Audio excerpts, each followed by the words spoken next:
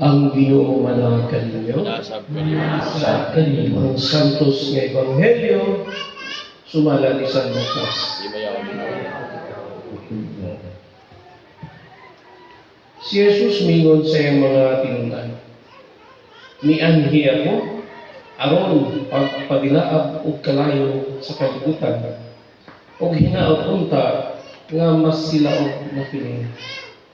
Aduna ako'y bunyag nga pagadawaton o hilabihan gayod ang akong kahigwaos hangtod nga kini matuman. Nagadahom ba kamo nga mianhi ako aron paghatag og kalinaw sa kalibutan? Dili.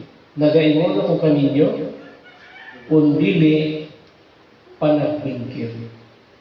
Kay sukad karon aduna unyay 5 ka tawo diha sa usa ka panimalay nga managkabingkil, 3 batok 2 ug 2 batok 3. Magkabingkil sila, amahan batok sa anak nga lalaki ug anak batok sa amahan.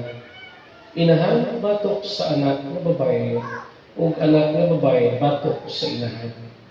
Ugangan nga babae batok sa iyang umagad nga babae ug umagad nga babae batok sa ugangan nga babae. Ang ebanghelyo sa Ginoo.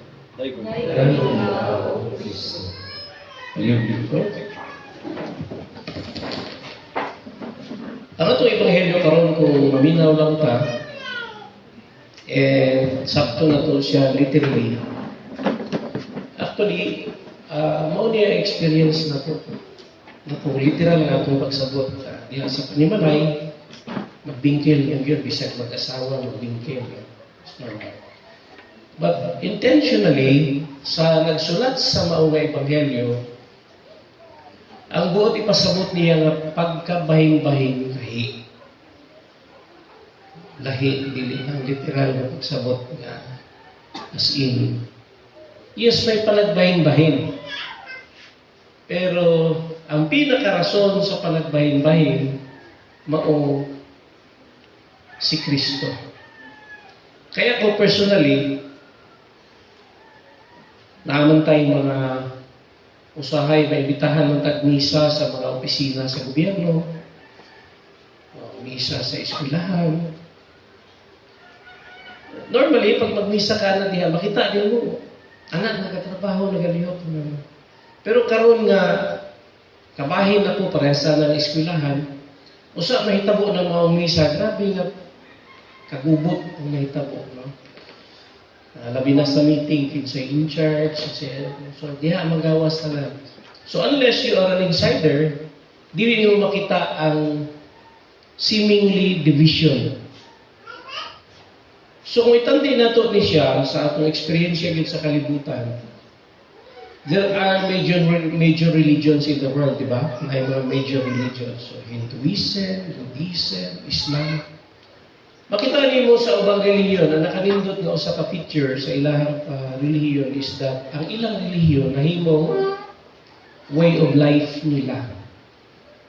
So makita gid nimo, makita pa lang nimo ang tao makaingon na kaga-Islam niya. Iyang tinuruan because ayan ka Islam makita gid nimo sa pagsuot pa lang sa sinina. While kita ng mga Katoliko sa unang panahon, ang mga Katoliko nga babae musulod na simbahan anay manto. Kanang puti. Paggawa sa simbahan, tanggal ng manto. So, di na nimo ma-identify kung Katoliko or dili. The punto is, ang ilahang pagtuo na himong kabahin na sa ilang kinabuhi sa adlaw-adlaw ng paglihok.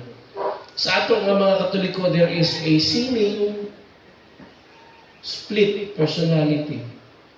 Kung naata sa sulod sa simbahan, Katoliko ta, ma-identify ta na Katoliko kay naabutan na rin. Pero outside, maglakaw-lakaw na diyan, magduha-duha ka, mayroong membro ba ni dili because wala kay pamaagi para ma-identify unless kilala nimo sila tanan. So that is the main point of the gospel. No? Dili actually ka ng literal na pagkabahin-bahin sa mga relihiyon ang ginapunto ni Kristo. Kung dili moabot ang panahon nga kita magkabahin-bahin kung musulod na si Kristo sa matag kinabuhi nato. Naay mga tao nga okay pa mo sa wala pa kagahisgot bahin sa Dios. Pero pag isunod na ganin mo ang bahin sa Dios, di ano magbago ang tanan. There will be changes.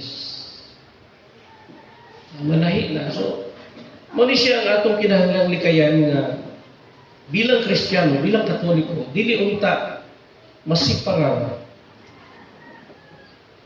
Dili unta mahalayo si Kristo diha mismo sa atong pagpanginabuhi. Nga sa matag lihok na to, na ay Ginoo nga involved. Dili kay akin lihok lang ni nako outside man sa simbahan. Okay ra ni. Pag naa sa simbahan, okay, mura ko Diyos nun. So this is ang pagkabahin-bahin nga buot ipasabot ni Kristo diri. Every time He comes into the lives of people, naagyoy kabag-uhan nga mahitabo, nga diha mag-start ang pagkabahin-bahin. Kaya there are others nga ang ilahang pagka-Kristiyano, kada lang kung unsay convenient lang, inconvenience. Christian inconvenience. For the moment, inconvenient na gani ang iyang feeling about God, so willing na kayo siya anytime na pasagdan sa ang Diyos diha o diri sa siyang bahay. Iyan ang una-una ng Diyos kung wala na nini kaya ginabuhat. So that is a seeming split kind of Christianity.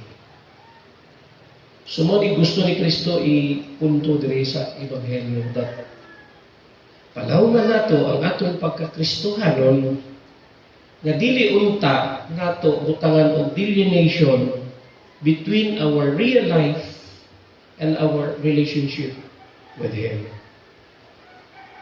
Kaya kung gusto nato gyud nga mahiusa ta kay Kristo nga dili ta magbahin-bahin, matag punto, matag ang hitabo sa atong kinabuhi, kaubang yun diha ang atong relasyon sa Diyos.